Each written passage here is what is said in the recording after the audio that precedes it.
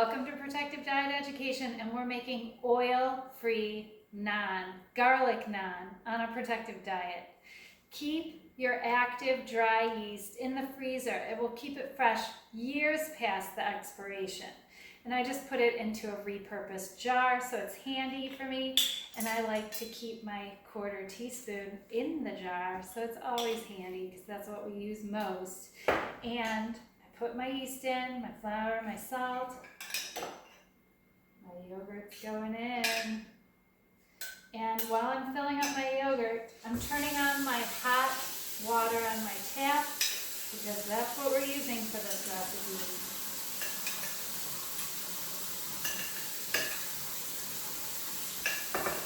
Yogurt in.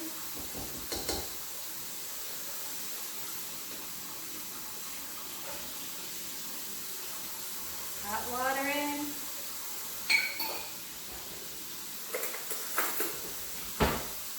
Hot water off. And I'm giving this a stir. This bread recipe is one of my favorites because it comes together so easily and it's so delicious. It can be used for anything. Okay, as soon as it starts to come together on your clean countertop, dump it all out.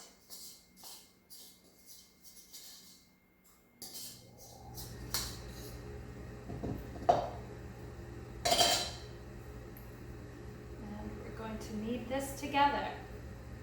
And this dough is measured so perfectly and precisely that you should have no challenges with this. Nothing remaining on the counter after you're done kneading this together.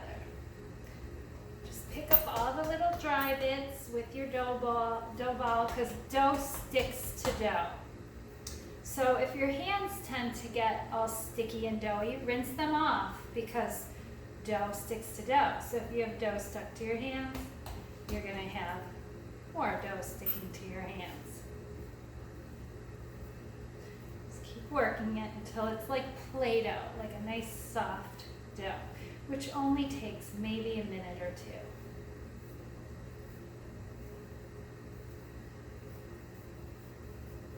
There's no real method to kneading. You're just folding it over itself to get it together. And by kneading dough, it creates elastic in the gluten. And this is a good thing when making naan or any bread. So that's about it. Now form it into a ball. Put it back into the bowl you mixed it in. I want you to cover it with a lid, some plastic wrap, or a silicone cover, and put it next to your oven light to keep it warm, or into your Instant Pot on the yogurt incubation setting. I've had this one in there for 1 hour and 28 minutes. Turn that off. The yogurt incubation setting incubates at 110 degrees. It's just about the perfect temperature to get the yeast to activate and rise. And you could leave this to rise and incubate all day long or all night long. It's fine. It's just going to make your dough even more aerated. And now the next step is to knead it down again. And as you can see, I'm not flouring my counter surface. Let me move these out of the way for you guys. I'm not adding any flour because this dough is perfect. If it is really sticky, put a little flour on your hands, a little flour on the countertop. And the more you make this recipe, the better you're going to get at it. Just kneading it a little bit, and then I'm going to cut it into 4 pieces, just like that. And before I get any further, using my Dutch oven, it's an enamel coated cast iron pan. I'm going to heat this up to high heat. I want to preheat that pan. Just like naan is made in a tandoori oven, we're creating a tandoori oven on our stovetop. What that would be is just a flaming hot vessel to cook our naan in. So roll the dough into 4 pieces, 4 balls, just like that. And now if you wanted to use the faux garlic butter topping, you could prepare that now while your pan's preheating. If you're using the naan for your Gyros sandwich or a falafel sandwich or your epic eggless salad or your mock tuna or just with some chia seed jam, this naan can be used for anything. You could just leave it plain. So you want to let these dough balls rest, and this is technically what's called sometimes proofing the dough. It's after it's risen, we let it just sit a minute, or rest. They call it resting. This is going to make it easier to roll out. It'll make the dough not spring back when we roll it out. It'll be easier to work with. Here I've prepared the butter sauce with garlic, and I've chopped some fresh cilantro leaves for topping my garlic naan. This is what you could do while that's resting. Just takes a minute or 2. And next we're going to use a rolling pin. You could use any kind of rolling pin you have. This one's an Indian rolling pin that's available at every Indian market, and it's got a wider area in the center. It just makes it easier to make a round roti or naan is rolled out with this. And what it does is it makes the center really nice and thin and then leaves the edges a little bit thick. So then we just go around and roll out the thin edges. With naan, it's usually round or oval in shape, but you can make it any shape you want. If you're making it into a sandwich, you might want to make it round so that you can eat it almost like a taco, but it really doesn't matter. It's the taste and texture, not the shape, that matters. You're going to get better and better at this the more you make it. And the thinner naan is my preference. I like naan really thin. This one got a little rip in it, and that's a great example because we can just push it right back together, get a rolling pin, and make it smooth again. It's really forgiving.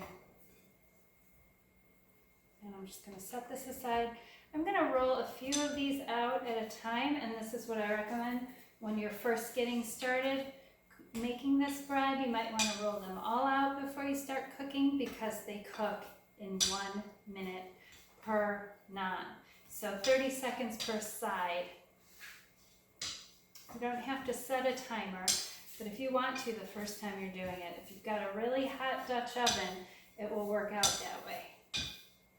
You could set a stopwatch on your phone, or just keep an eye on it and I'll show you exactly what to look for.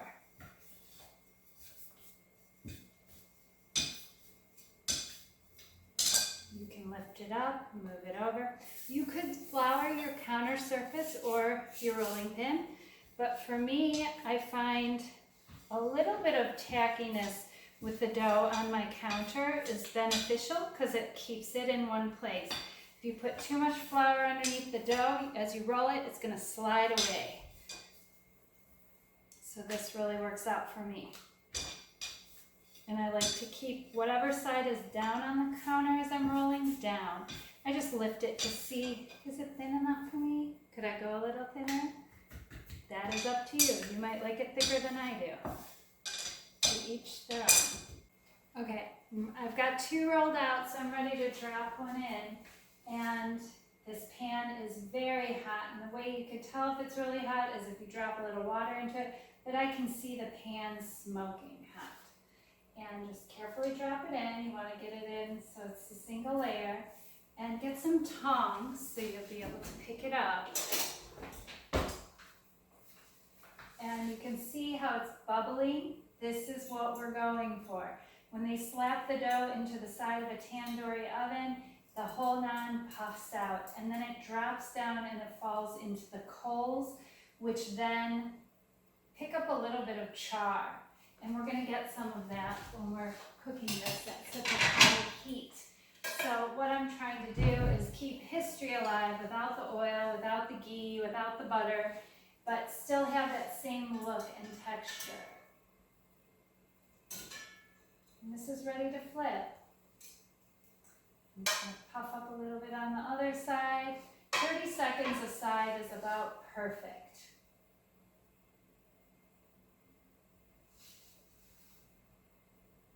It smells amazing. It almost smells like pancakes, which is always great. And I love this on the side with the dal recipe, the spicy curry. We have a lot, tikka masala. We have a lot of Indian recipes in the archives. So almost there. Now you can let it get as dark or as light as you like. You can peek, take a look. This looks perfect. See all those beautiful bubbles on there? Now we're ready for the next one. And it's all rolled out, and once you get really good at this, you can roll one out in 30 seconds before you have to flip, or at least get it halfway rolled out. And this is where a timer, a phone timer might be handy, or a helper in the kitchen if you have a kitchen helper, or a partner on a protective diet is always the best. I haven't had Jerry help me make these yet, but he's most certainly helped me eat them. Okay, so I've got that halfway rolled out. Oh, nice bubbles forming, and ready to flip. Let's see. So then this is when this becomes fun. It's like a little race, back and forth. Getting this nice and thin, and then getting back here in time to flip this over. And this one's good. Got a little char on it, a little brown on it. This one's ready to go in.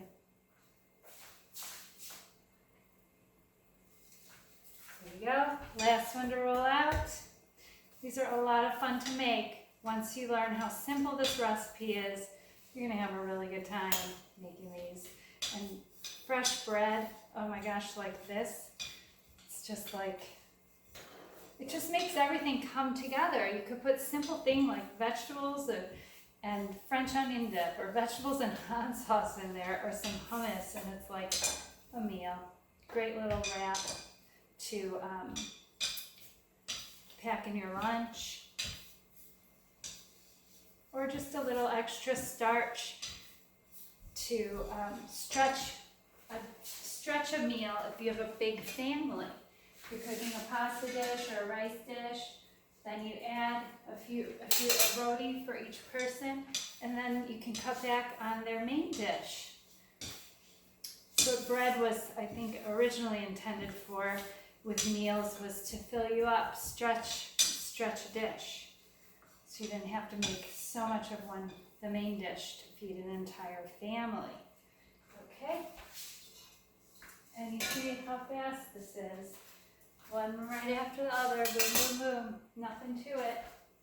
So the time-consuming part is the incubation period of the dough, which is really nothing because you're not doing anything with it. You're mixing it up just like you saw me in the bowl and setting it in the oven with the oven light or in your Instant Pot to incubate. And then this naan, I like to top it while it's still warm. You've got the overhead here, Jerry? Yeah. Top it while it's still warm with the garlic, faux garlic butter. This is made with plant-based broth mix. You got the recipe. And then decorated with cilantro, just like at the Indian restaurant. And I didn't burn a single one. Yay. I'm kind of proud of myself. The other option with this I wanted to show you was, this one's ready, you can turn that off, we're done with that, was to make a falafel sandwich. Oh my gosh, that's so exciting. We've got our baba ganoush. Oh yes. extra baba ganoush for me, please.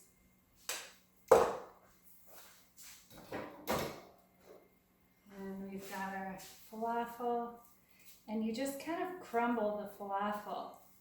The first place Jerry and I ever had a falafel, which was at separate occasions.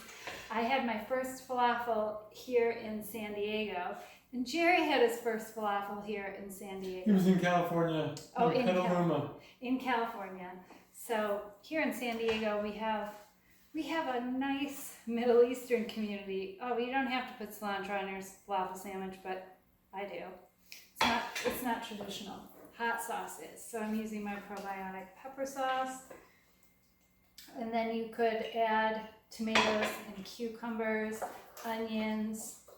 You could add some ruby raw kraut if you want to. Add a little fermented foods to your sandwich, and vegetables, and sulfur pain protection, of course. And there is your falafel sandwich. To me, doesn't get any better than this. I'm gonna add some tomatoes, onions, and cucumbers, and there we go. There's my dinner on a protective diet. Take care. Best of health.